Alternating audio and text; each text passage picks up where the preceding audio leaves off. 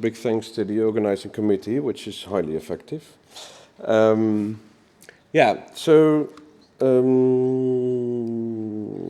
do I actually... Right, thank you. I've no conflicts of interest to declare.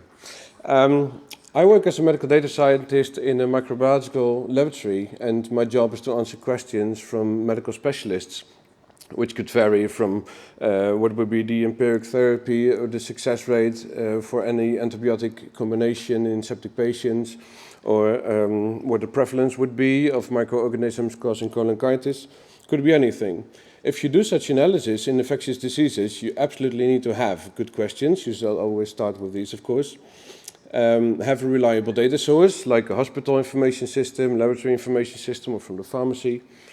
And also, importantly, you need to have reliable reference data, because you would reliably want to know which antibiotics are glycopeptides, for example, or which genus is part of which family is part of which order, and so forth.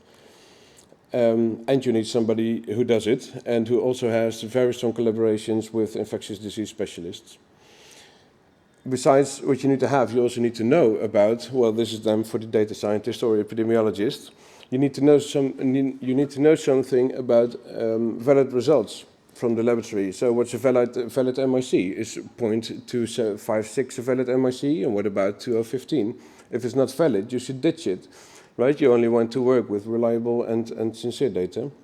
And you need to know something about intrinsic resistance, probably, so that you wouldn't work with ampicillin or amoxicillin susceptible Klebsiella, because they shouldn't exist.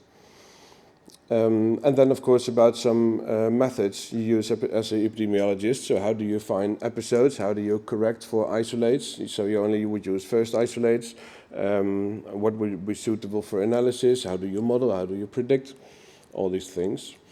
And the software we had available, things first. So we created the AMR package for R to do so. And what it does, it enables standardized and 100% reproducible AMR analysis. It enables the application of evidence-based methods, so you can correct for problems in intrinsic resistance and so forth by applying UCAS rules. You can integrate it into existing workflows like the ones from WhoNet and EARSnet.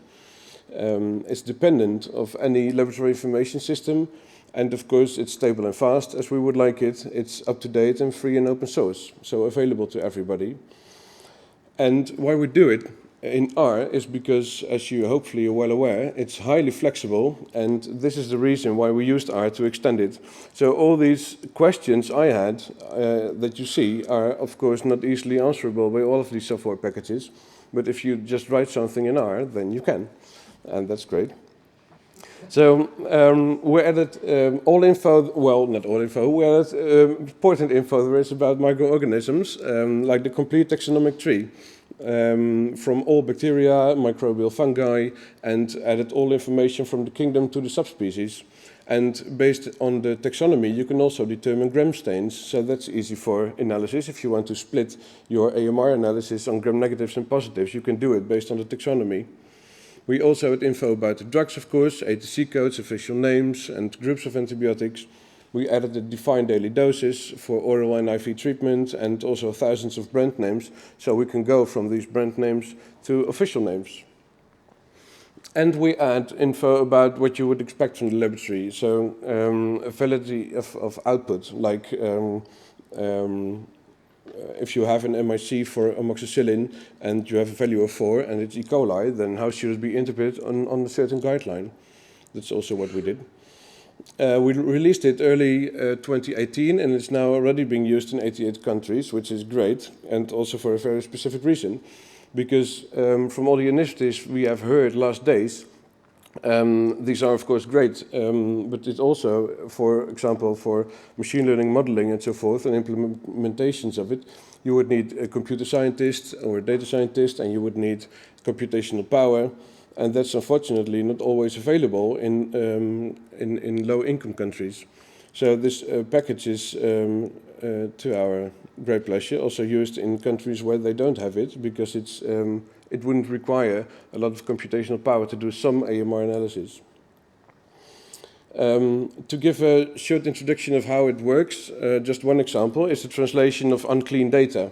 So if you look at here, then you see the official names on the left side for a drug like flucloxacillin and Staphylococcus aureus. Here you see some official codes that are used in some systems, arbitrary codes we found in laboratory systems, and incorrect spelling. Just some examples. And we try to map them to a code we use. So for drugs we use the official EARSnet code, and for bugs we use an arbitrary code that's human readable. If you now look at this example, well, I certainly hope you would never see this in some database, but it's only proof of principle. So we try to teach it how to correct for misspelling, and then you should teach it that a Z could also be an S or a C, and a T could also be a T and an H, right?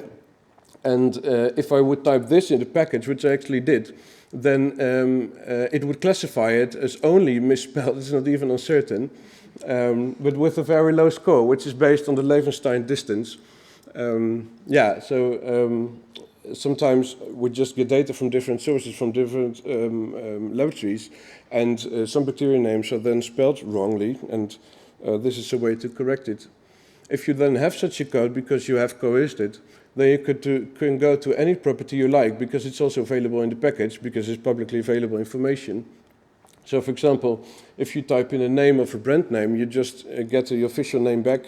You could type in an ATC to get the DDDs, or back again from official code to an ATC, whatever you like.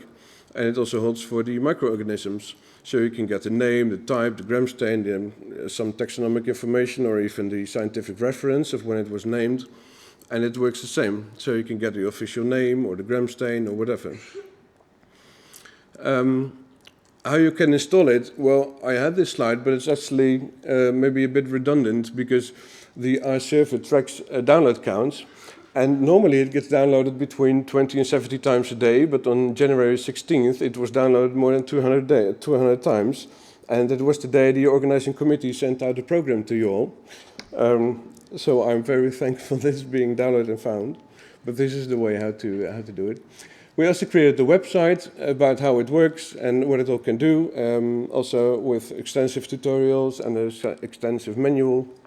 And we've written a Matthijs paper about it, and sent it to a journal in December. It's now on bioRxiv as a preprint, so you can read the scientific and statistical background there. And just one more scientific example of how we use it in the study. We looked at coagulase negative staphylococci in blood between 2013 and 19, because we have MALDI-TOF data from them. And we included more than 9,000 patients and did more than 400,000 drug combination analysis. And here's an example. This plot was created within 20 seconds actually. And here you see that there's a high heterogeneity between species. On this axis you see the different staphylococcal species, and all these columns are different antibiotics from different classes. And here you see for the first time, because we know from MALDI-TOF now what all these species are, what the difference is between species. We also observe zero vancomycin resistance, which is great, because we often have it as a first choice. And that Staphylococcus hemolyticus is by far, in most antibiotic classes, the most resistant CoNS we've seen. So I would like to thank all these people, and I would like to take some questions if you have them.